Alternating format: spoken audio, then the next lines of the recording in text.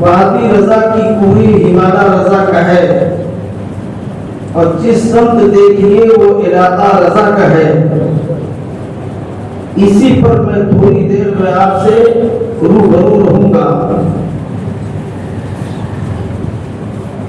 اعلیٰ حضرت عظیم البرکت مجدد دین و ملت علیہ رحمت و رضوان کی شان کا کیا کہنا۔ پوری دنیا کے اندر یہ 18,000 مخلوقات میں نہ جانے کتنے لوگ دنیا میں آئے اور کتنے لوگ دنیا سے چلے گئے، جن کا کوئی نام نمود تک بھی نہیں۔ جب میں نے غور کیا تو پتہ چلتا ہے کہ نمرود جیسا بادشاہ، حامان جیسا بادشاہ، شداد فرعون جیسا بادشاہ، ہارون جیسا بادشاہ، بڑے بڑے پہلوان، بڑے بڑے لوگ اس دنیا میں آئے اور دنیا سے چلے گئے۔ آج کسی کا نام نمود بھی باقی نہیں، مگر یاد رکھو اعلیٰ حضرت کی شان پر اور ان کی ذات بربریت پر کہ اللہ اکبر دنیا کا سیر کیا جائے، چاہے وہ انڈونیشیا ہو، چاہے فلسطین، چاہے ملک نیپال ہو، چاہے ہند، چاہے وہ بیرون ممالک ہو، دنیا کے چپے چپے گوشے گوشے میں سیر و تفریح کرنے کے بعد ہمیں ایک نچوڑ ملتا ہے کہ جہاں پر ہماری شخصیت ہے، یعنی کلمہ کو انسان، جہاں پر مسلمان ہے وہیں پہ اعلیٰ حضرت کا نام ہے۔ یہ سمجھو پوری دنیا کے اندر اعلیٰ حضرت کے نام سے کہیں پر لائبریری ہے، تو کہیں پر مدرسہ ہے، تو کہیں پر مسجد ہے، اور جتنی ہماری اور آپ کی تعداد ہے ان تعداد میں جو ہمارا اور اولاد کا نام ہے ان ناموں پہ بھی غور کر کے دیکھو کہ ہم اعلیٰ حضرت کی ذات کا کچھ حصہ، کچھ بھاگ لوگوں کے نام سے بھی جڑا ہے، صرف مسجد سے، مدارس سے ہی نہیں، بلکہ غور کرو تو کہیں پہ توصیف رضا کا نام ہے، تو کہیں توحید رضا کا نام ہے، تو کہیں ارسلان رضا کا نام ہے، تو کہیں محسن رضا کا نام ہے۔ بتانے کا مقصد یہ ہے کہ ہمارے اور آپ کے نام کے مابین رضا کا نام بھی شامل ہے۔ پوری دنیا کے اندر جہاں بھی دیکھا جائے تو رضا رضا رضا موجود ہے، اس لیے کہ اعلیٰ حضرت کی ذات ہی بڑی نرالی ذات تھی، بڑی بربریت والی ذات تھی، بڑی عظیم پیمانے کی ذات تھی۔ اللہ اکبر۔ میں بتانا چاہتا ہوں کہ پورے دنیا کے اندر جہاں پر ہماری تعداد موجود ہے وہیں پہ اعلیٰ حضرت کا نام ہے۔ اعلیٰ حضرت عظیم البرکت نے کبھی اپنے ذاتی مفاد کے لیے نہ تو کہیں سفر کیا، نہ کوئی ایسی کاوش، نہ کوئی ایسی محنت۔ جب بھی آپ نے کوئی کام کیا اللہ اور اس کے رسول کی رضا کے لیے کیا۔ میں آپ کو بتانا چاہتا ہوں کہ اعلیٰ حضرت کی وہ ذات ہے کہ تھوڑا سا ذہن حاضر کرو تاکہ آپ کے بھیجے سے نکل کر یہ بات آپ کے دل کے تختی پہ نوٹ ہو جائے۔ اعلیٰ حضرت کی بارگاہ میں ایک شخص آیا اور عرض کرنے لگا، حضور میں آپ کی دعوت لینا چاہتا ہوں۔ اعلیٰ حضرت عظیم البرکت نے وہ دعوت منظور کر لی، اور جب دعوت کا وقت قریب آ گیا تو اس نے 4 لوگوں کو پالکی کے ذریعے بھیجا کہ جاؤ اعلیٰ حضرت کو پالکی پہ بٹھا کے دعوت کھانے تک پہنچاؤ، تم جاؤ انہیں میرے گھر پہ لے کے آؤ۔ اللہ اکبر۔ پالکی لائی گئی، اعلیٰ حضرت کی بارگاہ میں پیش کیا گیا، اور اعلیٰ حضرت سے لوگ کہنے لگے، حضور چلیے دعوت کا وقت ہو گیا ہے، آج آپ کی دعوت میں فلاں مقام پر جانا ہے۔ اعلیٰ حضرت عظیم البرکت ہے کہ فوراً پالکی میں تشریف لائے۔ آپ آپ نے ان 4 مزدوروں نے 4 ملازموں نے پالکی کو اٹھایا اور اٹھانے کے بعد خرامہ تشریف لے چلے. جیسے ہی چلے چند قدموں پر گئے 1 میل کا سفر طے کیا. اللہ اکبر.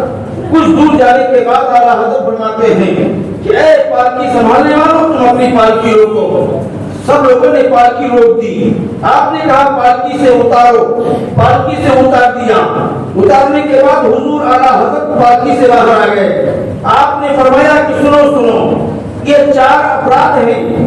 ان 4 افراد میں سے کوئی ایسا ہے جو رسول کا بیٹا ہے. مطلب کہ وہ سبحان اللہ. یہ پالکی لے چلنے والا انسان جو 4 لوگ ہیں ان 4 میں کوئی رسول اللہ کا بیٹا یعنی آل رسول ہے.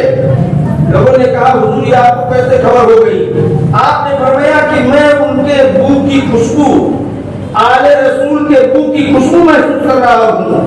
یہ پالکی چلنے والوں میں 4 افراد میں ایک کوئی ایسا فرد ہے جو آل رسول ہے, رسول اللہ کا بیٹا ہے. اتنا کہنا تھا کہ وہ ایک کنارے سے بڑھ کے آگے آئے. عرض کرتے حضور یہ میں ہی ایک مزدور ہوں لیکن میری مزدوری ختم ہو جائے گی. میں تو ایک مزدوری کی تلاش میں تو ایک جو ہے لوگوں کے یہاں مزدوری کرتا ہوں تاکہ میرے بچے آرام کے ساتھ جی سکیں.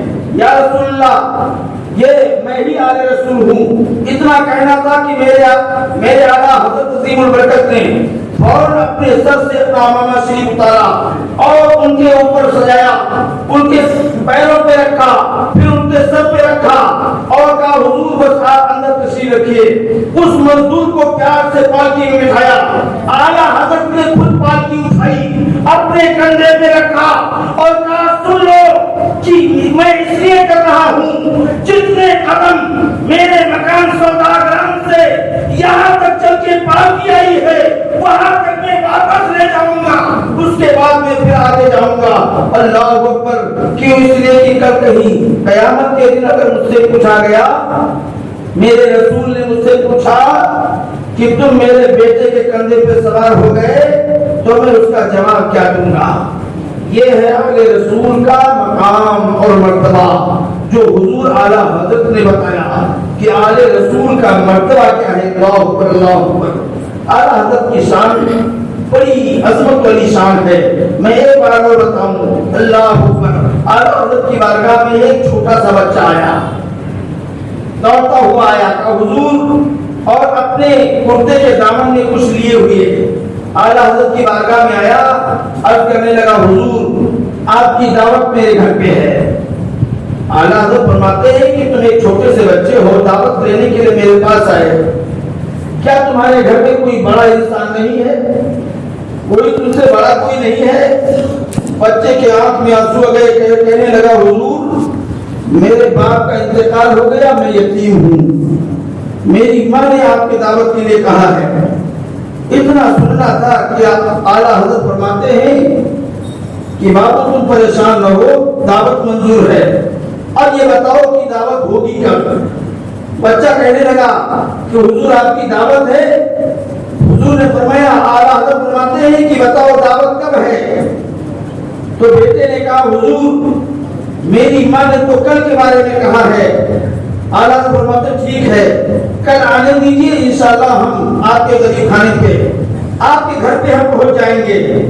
اللہ اکبر. اعلیٰ حضرت نے پوچھا کہ بابو یہ بتاؤ کہ تم مجھے کیا کھلاؤ گے؟ تو بیٹے نے اپنے کرتے میں رکھے ہوئے چنے کے ساگ کو دکھایا. کہا میری ماں نے فرمایا تھا کہ بابو تم ساگ لے کر کے آنا. یہ چنے کا ساگ اور چنے کی روٹی یہ آپ کی غذا ہوگی آپ کی دعوت میں. اللہ کا شکر آپ نے ادا کیا.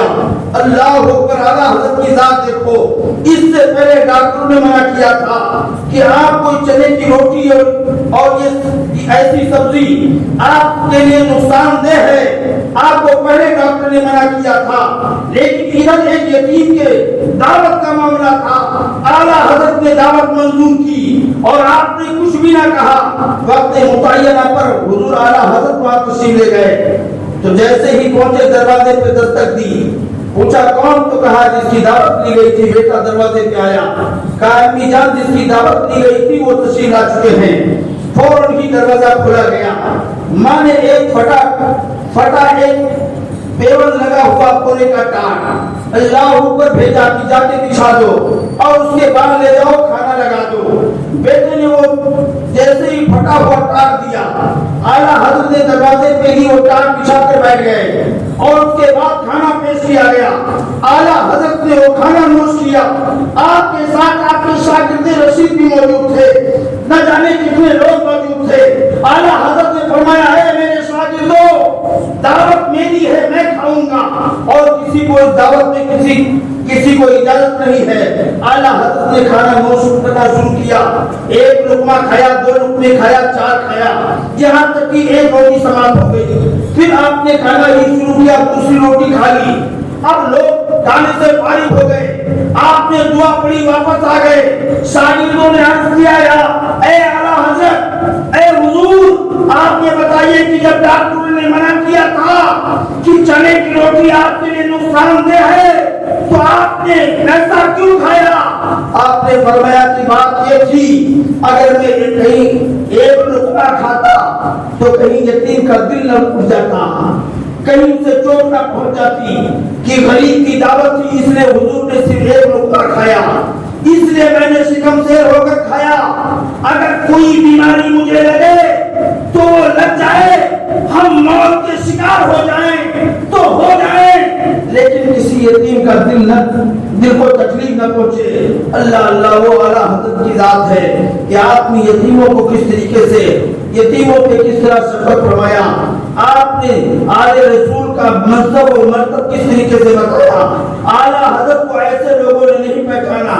اعلیٰ حضرت کو ہم نے, آپ نے, پوری دنیا نے ایسے نہیں جانا, بلکہ اعلیٰ حضرت کی وہ ذات تھی کہ جب ضرورت پڑی تو آپ اپنی ٹوٹی ہوئی چٹائی پر بیٹھ کر جیسے جیسے مراحل پیش آتے گئے, جیسے جیسے مواقع پیش آتے گئے, جیسے جیسے منظر پیش آتے گئے, اعلیٰ حضرت نے کتابوں کے ذریعے مفصل اور مدلل جواب دیا کہ کہیں پر نسل بندی کا معاملہ, جب حکومت نے کہا کہ نسل بندی کرانا ایک دم ضروری ہے تو مفتی اعظم ہند علیہ الرحمہ نے فرمایا کہ ایسا نہیں ہو سکتا ہے, یہ نسل بندی کرنا حرام ہے. لوگ دوڑ کر آئے اور کہنے لگے حضور یہ آپ نے کیا کہہ دیا, آپ نے فتویٰ دے دیا, آپ نے لوگوں کو بتلا دیا, آپ نے لوگوں کو بتا دیا کہ نسل بندی کرنا حرام ہے. یہ تو حکومت کی طرف سے تھا, آپ حکومت سے جھگڑا کرنا چاہتے ہیں, آپ کا تضاد حکومت سے ہوگا. اللہ اکبر. اعلیٰ حضرت کی وہ چٹائی, ٹوٹی ہوئی چٹائی سے مفتی اعظم ہند علیہ الرحمہ نے فرمایا تھا کہ سنو یہ تو حکومت کی بات ہے, دنیا کے کسی گوشے کی بات ہو, یہ اعلیٰ حضرت کی بات ہے اور یہ میری بات نہیں رسول اللہ کی بات ہے.